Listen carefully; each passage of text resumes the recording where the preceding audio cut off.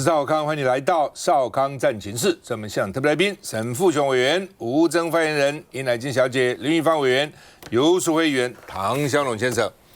好，这个泽伦斯基现在翻脸了哈，说呢，欧洲领导人你们都不作为，我已经跟川普达成了战后的安全保护的协议啊。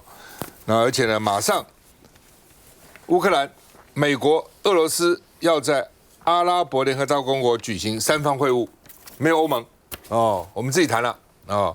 那他在瑞士的 Davos 的演说，重炮轰击欧洲，说你们欧洲这些国家哦，是一个美丽但破碎的万花筒，看起来很漂亮，一点用都没有哦，是由许多中小型的强权拼凑而成，对不对？中型德国，小型哦有些国家哦，你们拼凑来凑去嘛哦。尤其美国把重心放到别的地方的时候，你们就迷失方向了，哦。然后呢，北约完全依赖美国嘛。川普也讲，北约有什么了不起啊？北约强，北约看我美国参不参加哦。所以呢，这个你们这个完全美国不会袖手旁观。如果美国袖手旁观，你们就没有了。然后明天俄罗斯要打立陶宛或者打波兰，美国一定会介入吗？那你欧盟怎样呢？你北约怎么保护呢？哦。然后泽伦斯基演讲的时候，突然还讲说，台湾的电子零件都流入俄罗斯，哦，然后你欧洲跟美国相对这个相关企业，对相关企业没有人去谴责他，都跑掉了嘛。赖清德就有点尴尬了。赖清德说：“你告诉我啊，哪些啊？哦，我愿意加强出口管制啊，然后来保护你们的和平啊，哦，等等啊。那另外呢，川普上身赤裸，骑一个北极熊，经济学人说。”美国对欧洲的真正的威胁，哦，其实他说现在要撤销关税，收回动武，他说这是战术性撤退，随时会恢复的。你不要以为川普真的愿意，而且川普现在要组织一个和平理事会 G7， 没有一个国家响应，没有人要参加哦。那另外呢，这个他邀请有19个国家去签，叫做创始宪章。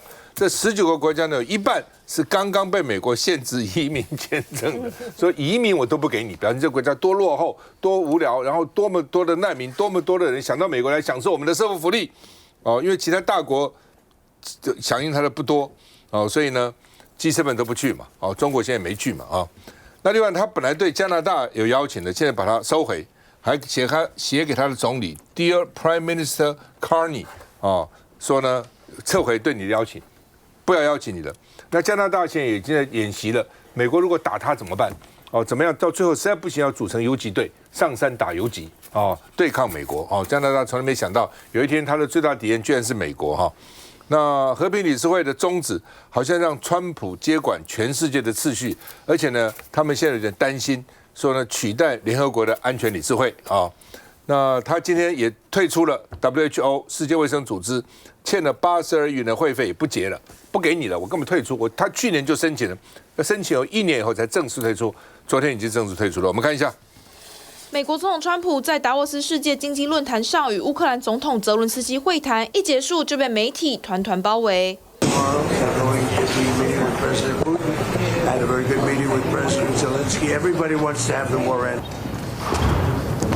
与此同时，俄罗斯总统普京在克里姆林宫接见美国特使魏科夫，还有川普女婿库许纳。人在达沃斯的泽伦斯基则预告美乌俄三方会谈即将登场。And my team will meet American team, and I think that it will be the first trilateral meeting in Emirates. It will be tomorrow and the day after tomorrow. Yes. 是话锋一转，泽伦斯基不断强烈批评欧盟。Instead of becoming a truly global power, Europe remains a beautiful but fragmented kaleidoscope of small and middle power. 泽伦斯基狂批欧盟内部分歧多，不够团结，也不够诚实，对抗俄罗斯缺乏政治决心。随着乌欧出现嫌隙，川普的和平委员会签署仪式也看不到欧洲大国领袖出席。目前委员会成员只有26国，包括中东还有亚洲几国，北约成员也只有土耳其还有匈牙利，南美洲也只有2个国家。而受到关注的是普京也表态愿意加入。$1 миллиард в эту новую структуру Совет мира. 然而，川普推动和平委员会能否实际促进和平，各界都质疑，恐怕只会服务川普个人利益。也有专家分析，川普在联合国体系外建立类似联合国的组织，很有可能会形成不好的竞争关系。来，老沈怎么看？是这样哈，觉得川普怎样？我觉得泽伦斯基怎样？杰连斯基今天去 Davos 是最后决定的，他本来不去，所以他去了以后，要骂人。他讲的那些话哈，我们都可以当做他没讲一样，因为他从整篇从头到尾就是要骂欧盟，骂欧盟这个场合在 Davos 谁听得最爽？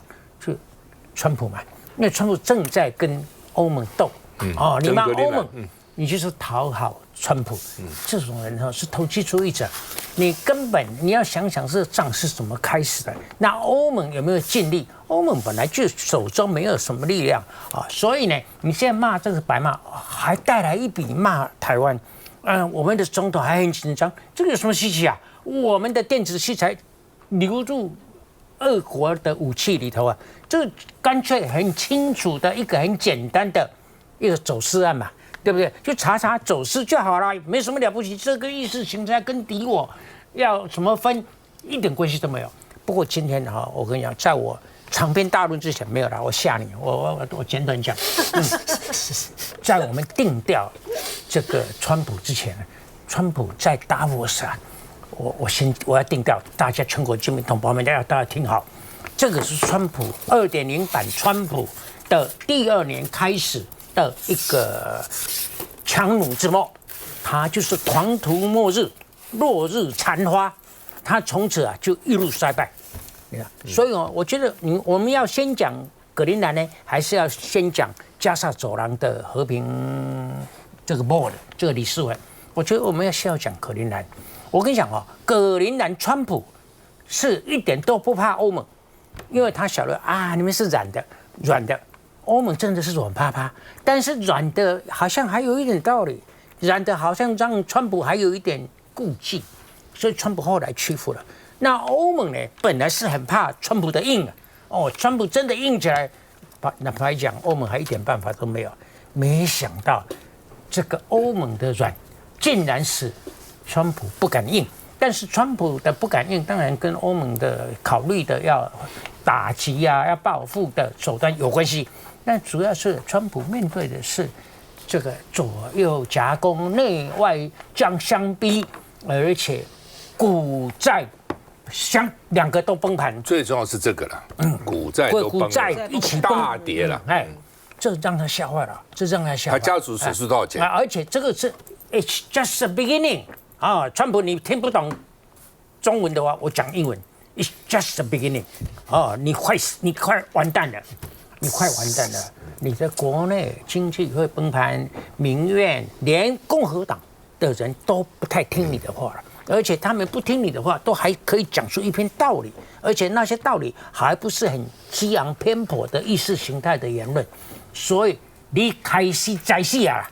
那川普这个人这种小聪明是有的，他晓得他快完了，但是想一个补救的办法，他会耍一些很快速的方法。老赵，我告诉你，我们台湾有一个房地产商，你想他的名字叫帅过头，听过没有？有。你是孤陋寡闻呢，帅过头，对不对？帅过头其实一点都不帅过头，他就是吹牛过头。我跟你讲，全球最大的地产商，而且真正帅过头的叫做 Mr. Trump， 叫做 Mr. Trump， 他真的是他坦白了，他讲到加沙走廊的和平 board。他怎么讲？他说：“我是房地产商，我看到地中海，这将来咱可以10栋。”我们等会会讨论这个问题。不是，我今麦的讲好听，真的是房地产商的杰出的。他而且他还很有眼光。他为什么？他喜欢 view 景观呢？他喜欢的古巴，他喜欢的这个格陵兰，还有他喜欢的所有的岛，地中海这个加沙走廊都有。海景第一排，你知道吗？海景第一排，你听到不？听到了，这点跟台湾人真的很不一样。那美国，view 的房子都很贵，在台湾有 view 的房子，你买了以后都会很后悔，风讨啦，都会后悔。风讨什么风讨什么我。台湾人不在乎这个嘛，对不对？而且没有时间去嘛，有没有很好？没错，偶尔去度假很好，就每天住的那个地方，交通都比较远嘛，所以台湾人就什么好，我补充你这句，不，听我讲，美国的台裔的移民。现在老了，通通回来，很多都是独派的。你晓得他们回来买在什么地方？当然知道嘛，淡水啊，北海啊，买在淡水的附近，比如说红树林啊。他们一回来一看，哇，现在都后悔了，这有够水，现在惨了。他常讲风有够头，赶死啊！赶死。现在因为我告诉你，为什么那边开始房子便宜，然后很大，哇，住一个大房子，100平、200平。我最近听说有人才买了个200、300平，佣人都请不到。因为外佣说：“我给你打扫这么大房子，我每个月拿的薪水是一样，已经5个辞职了，不要去干了。”吴峥说：“我们改成地产战情室，好不好？现在不管了哈，这个要谈房地产，另外再谈了哈。那基本上赖清德，台湾以前常常说，有人说今日乌克兰，明日台湾，民进党就很生气，我们怎么是这个乌克兰？好了，昨天古立言讲了，说他们发觉台湾的人。这个要捍卫台湾的决心比乌克兰人当时还强，又把台湾跟乌克兰扯一起。赖清德自己还要扯台湾跟乌克兰人民站在一起。乌克兰现在没有人理他了，现在乌克兰谁理乌克兰啊？谁管乌克兰？现在零下35度，没有暖气，没有这个取暖的设备，没有油，没有什么都没有了，每天死那么多人。没有人去关心乌克兰了，现在大家只关心什么委内瑞拉，委内瑞拉现在没人关心了哦，哥伦比亚、古巴，然后关心这个格陵兰，关心这些地方了啊，很快人就转变了他的那个注意力了啊。那泽伦斯基是全天下无聊男子，当时谁叫你要加入北约？德国总理梅克警告你千万不能加入哦，俄罗斯也告诉你不要加入，你就不相信了，你非加入不可。然后今天就怪别人不帮你，别人有义务要帮你吗？非要帮你不可吗？欧盟这个要非帮你不可吗？也不是没帮你啊，人家也给你了很多钱呢，也给你了不少武器啊。然后现在翻脸不认人都骂别人，讨好个川普，川普也不会帮你啦。来，玉芳兄，其实真的泽连斯基真的是很可怜，20%的国土现在被俄国给占领。去年啊，平均每一个月有443平方公里的土地，乌克兰。被这个俄国人给占领，然后呢，俄国是个资源比乌克兰大这么多的国家，而且它不需要怎么靠别人。2024年的12月，俄国出动了1881架无人机攻击乌克兰。到了去年的12月，就隔了1年，他1个月就出动了5649架无人机去打乌克兰。早先他连无人机他都不会。他还去伊朗买无人机，到最后他自己无人机生产了一大堆出来了，所以俄国某种程度来讲是越打越强。那我是对欧盟这些国家，其实我是蛮同情他们。你看他们也出了不少钱呢，给了非常多钱，而且有些的退伍的人，可能还加上一些现任人，在乌克兰战场上都死了，都打死了。哦，只是他们不愿意大声的去讲这个数字，这数字其实是蛮可观的啦。所以。美国其实就出钱方面也不见得比欧盟这些国家多，只不过有些的武器啊、弹药是欧盟没有办法提供，一定要美国去提供才足够的。那你这个仗这样打下去，他当然是坦白讲是没有办法结束。他今天去骂欧盟，其实他应该骂的对象是川普。今天普丁会这样子狠，而且很有信心继续打下去，就是因为川普对他太软弱了嘛。他对普丁就是非常的客气，非常的让他，你看他的这个俄国的乌克兰的特使，加上他最喜欢的这个女婿，无所不在的这个女婿科什纳，他在莫斯科跟普丁他们谈完，哦，所以你美国都自己没有能力去影响普丁，说这个事情到此结束。普丁出来讲话了，谈判完他讲说，最重要的事情就是领土的问题，好，这个领土的问题没有解决的话呢？要长期的这个解决的方案是出不来的。他很简单，他就要告诉你，这个20%的土地就是我的了。可是你去想想看看，欧盟泽连斯基怎么敢答应？欧盟怎么敢答应？美国为了面子，东讲西讲，也不敢明目张胆说你全部就送给他。所以这战争之难搞原因是在这个地方。我是非常同情泽连斯基的。不，基本上泽连斯基没有我一点不同情他，同情他什么东西啊？他自取其咎嘛，自己找来的嘛。对，当时只有一个人鼓励他了，就是拜登了。那你相信美国人的话？老美常常干这个事情了，对不对？你自己看阿富汗、这个越南、中国大陆，老美不都是这样子吗？你为什么要相信他呢？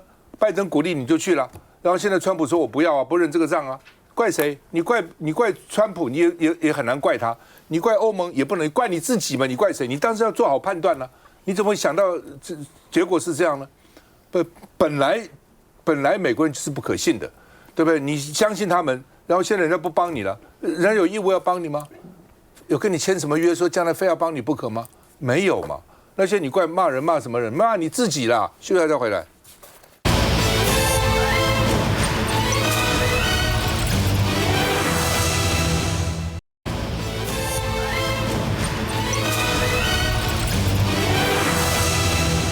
好吧，泽连斯基这个弹性很浓，还讲格陵兰，那就管格陵兰了。你们管你自己的这个乌克兰吧。他说，欧洲迷失了方向，不应该试图改变川普。哦，为什么不能？川普要格陵兰，要非给他不可吗？不过他骂的也没错，我也觉得很奇怪。他说，川普威胁以后，他说欧盟向格陵兰派的士兵。给30个4个，德国给了15个，原来是后来说是13个，13个。然后呢，丹麦去去4个，英国去1个，一共37个。你们一共37个人，你们这干什么？37个，我告诉你，不要说美国不怕你，台湾都不怕你。我告诉你，派30个，你派3700个我也不怕你。哦，派你这里去干嘛？说去演习，然后呢，美国一威胁，德国13个会撤回了，不看了。所以你这是干嘛？哦，所以美国怎么会看得起你们呢？真的笑死！不要说川普看不起你，我都看不起你们哦。然后呢，川普现在说，因为主要是刚刚老沈讲的，因为川普一说要用武力以后，美国的股市再次大崩跌，一崩跌后，川普他很重视这个哦，他第2天讲说不用武力以后，股市马上回来了哦，台湾也是跟着回来了，所以他不对8国加个关税啊。那但是呢，他的商务部长卢特尼克昨天在晚宴上公开笑欧洲，你们这些国家根本就不会团结，根本就散沙一盘，根本就没有罗央。他们呢，在这个川普的粉丝然后呢，这个他们啊，在开一个切个蛋糕，这蛋糕还做成格陵兰的形状，上面画美国国旗，就到处去羞辱人家，羞辱欧盟，羞辱丹麦嘛。所以昨天呢，这个晚宴本来在这个 Davos 的晚宴，那拉加德听了以后就离开现场，你侮辱我们嘛，那还有人嘘，那也有人鼓掌，然后呢，最后这个主席还没有等到甜点上来，宣布结束晚宴的，要叫晚宴来结束，这个甜点上来才算是晚宴结束嘛，没有甜点都没上，那说川普立场是转弯的，但是不是也有警告吗？川普随时可能会变。那丹麦总理说跟美国已经开始合作的协议了那另外呢，普丁很热心算，说到底格陵兰值多少钱呢？这个1867年的时候，我们把阿拉斯加卖给美国720万美金，林肯卖给美国720万，以那个阿拉斯加的面积除以格陵兰的面积乘以当时的720万，它就1亿美金嘛。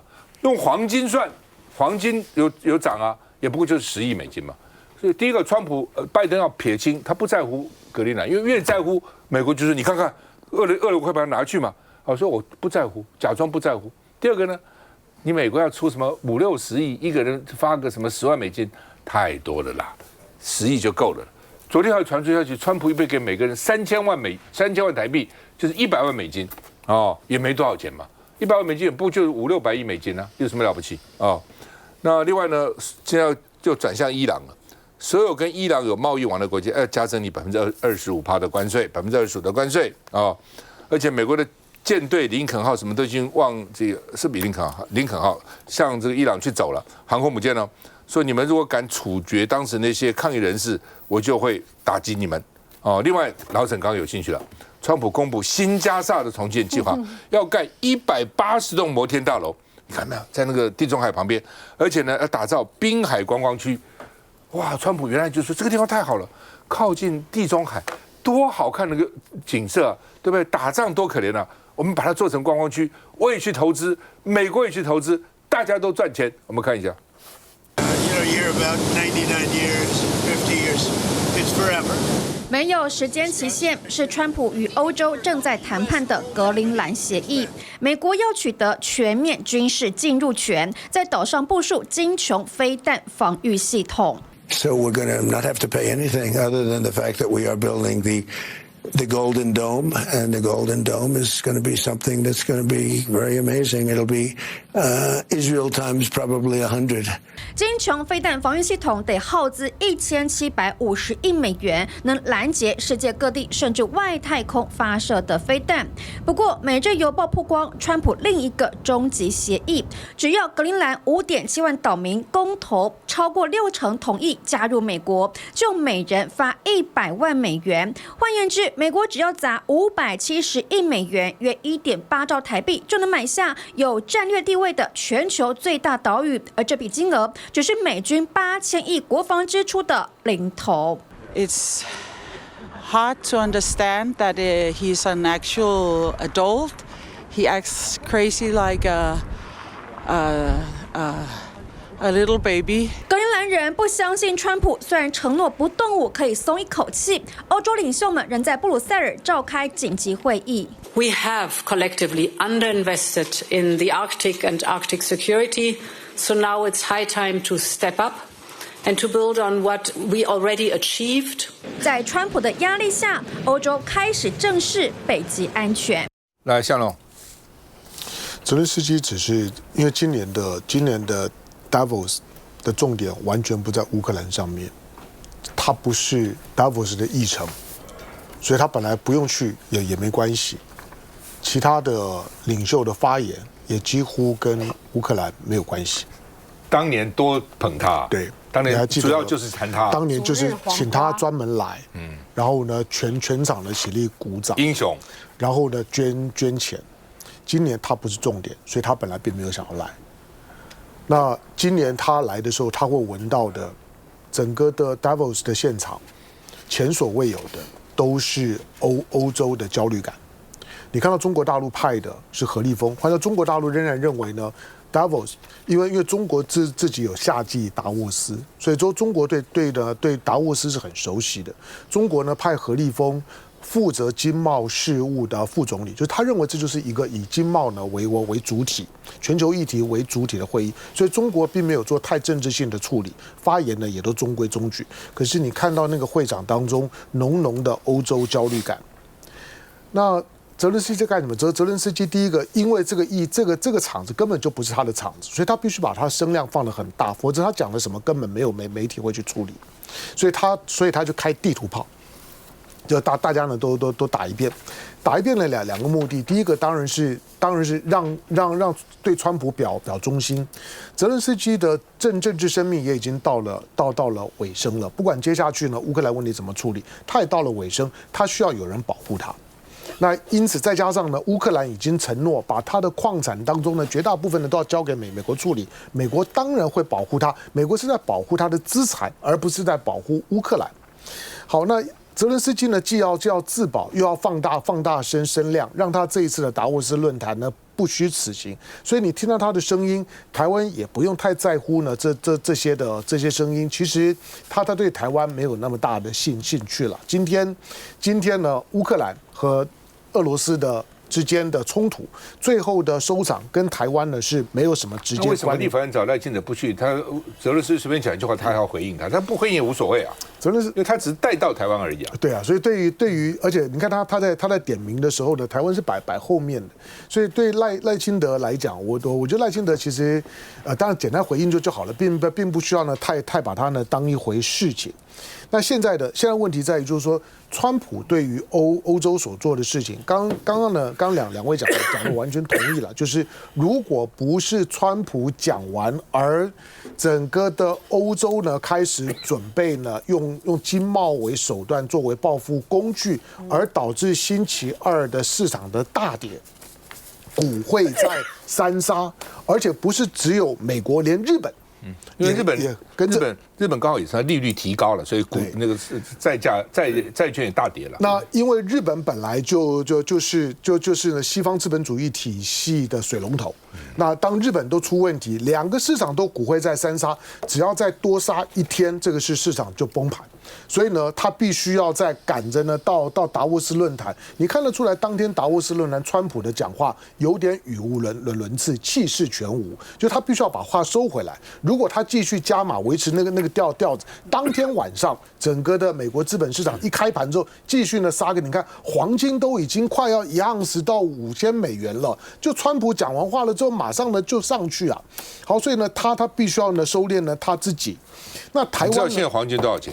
我刚查现在4941，对，白银多少钱？98.49，白银在下个礼拜呢到100，黄金下个礼拜呢到5000，大概呢都是确定的事情。全世界的所有的资产呢都在呢离开呢美元美债，尽可能的呢在做避险。那这个已经是可以看得到，所以美国本身的弱点是在它的金融体系，它必须要呢逃开。台湾方面呢，其实我倒是觉得好，待会可以呢听吴峥呢怎么讲，就是。在有关于川普现在在推的和平委员会，我觉得赖清德真正该讲话的是这个部分。和平委员会，台湾交个10亿美金参加，10亿美金的永久会员，永久会员。我觉得，你知道川普不敢收，不一定。我跟你说，这个是赖清德说。一般人10亿美元，我赖清德100亿美元。OK， 川普啊，川普收不收？川普收不收，这是后话。但是起码他要表达为什么？因为这个和平委员会，中国不会参加。第二个就是说呢 ，G7 一直都没有参加的嘛。第二个，你看看川普。就是这个里面是有很多的重建所需要的利益。我进去了之后，不管是基础建设也好啦，各种呢跟川普的所有需要有关的，我可以供应。第三个是因为你可能会觉得说，那都是呢主权国家，没有哦。川普呢在邀请的国家里面，你有没有看到 Kosovo 科索沃？科索沃呢是参与国之一哦，川普是收的，他没有要求一定要主权国家。最重要的是，台湾一直说呢要加入联合国，不用了。川普说这个将来是要取代联合国，你干嘛加入联合国？人家连 WHO 都退出了。以前美国每一年都说我们要支持台湾加入 WHO， 台湾对 WHO 一定很有贡献，他自己都已经退了，你还加入干嘛呢？错了，他不是要支持台湾加入 WHO， 他支持 WHO 去参加 WHA 的会议。对，所以。这不是 WHO 下面开一个年会，对，交这个年会。所以呢，今天呢，当他呢已经都要准备用他的和平委员会取代联合国的时候，你直接加入和平委员会就好了。有道理。以后你就发现呢，中共呢不在呢联合国里面，而只有台湾在联合国里面。因为台湾现在每天都想参加国际组织，觉得爸人家不给你去，越不给你越好。美国通通不要参加，对啊 ，WHO 也不参加，联合国的30几个委员会退出。然后呢，安理会什么东西？北约靠我美国搞了一个和平委员会。赖清德现在要一举成名天下之一招，就跟川普喊话，投书《华盛顿邮报》说10亿美金是 nothing。对台湾来讲，认为伟大的川普组织这个伟大的委员会，起码100亿美金参加，立刻全世界不管骂他也好，赞美他也好。这全世界都知道他了，也知道台湾有钱了。川普立刻对台湾刮目相看。休息一下再回来。